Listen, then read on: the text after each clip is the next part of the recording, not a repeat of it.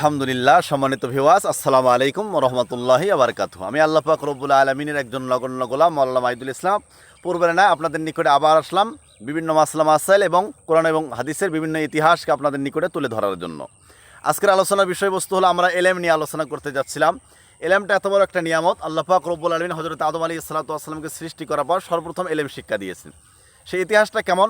আল্লাহ পাক রব্বুল আলামিন যখন আদম আলাইহিস সালাতু ওয়াস সালামকে সৃষ্টি করেন, সে কথা যখন ফেরেশতাদের সাথে পরামর্শ করা হয়, ওয়াইদ ক্বালা রাব্বুকা লিল মালাইকাতি ইন্নী জাইলুন ফিল আরদি খলিফা ক্বালু আতাজআলু ফিহা মান ইউফসিদু ফিহা ওয়া ইসফিকুদ দিমা ওয়া নাহনু নুসাব্বিহু বিহামদিকা ওয়া নুকদ্দিসু লাক ক্বালা ইন্নী আ'লামু মা লা তা'লামুন।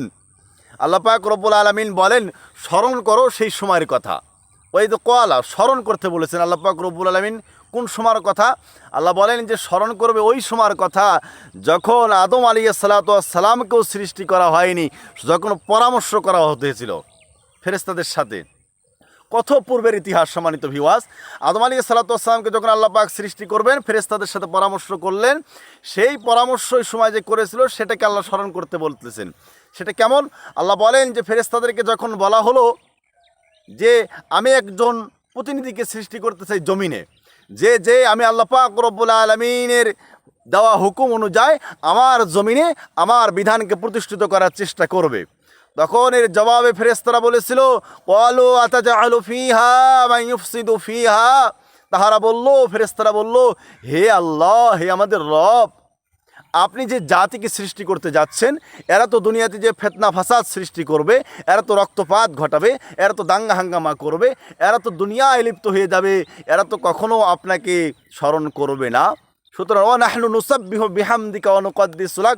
ফেরেশতারা তখন বলল, হে আল্লাহ, আপনার তাসবিহ করার জন্য, আপনার প্রশংসা করার জন্য, আপনার জাত ও ইয়াকিনের প্রশংসা করার জন্য আমরা ফেরেশতারা তো সবসময় আসি, তাহলে এদেরকে সৃষ্টি করার কি প্রয়োজন? তখন আল্লাহ পাক রব্বুল আলামিন তাদেরকে বলল, ক্বালা ইন্নী আ'লামু মা লা তা'লামুন।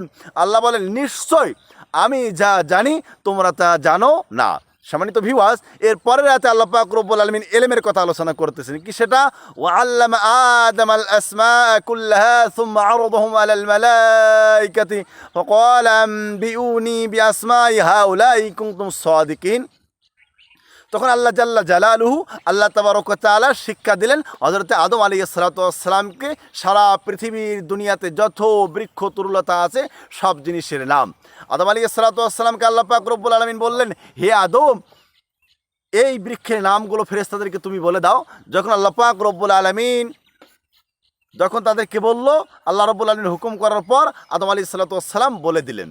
তখন ফেরেশতারা বলল, ক্বালু সুবহানাকা লা ইলমা লানা ইল্লা মা আল্লামতানা ইন্নাকা আনতাল আলিমুল হাকীম।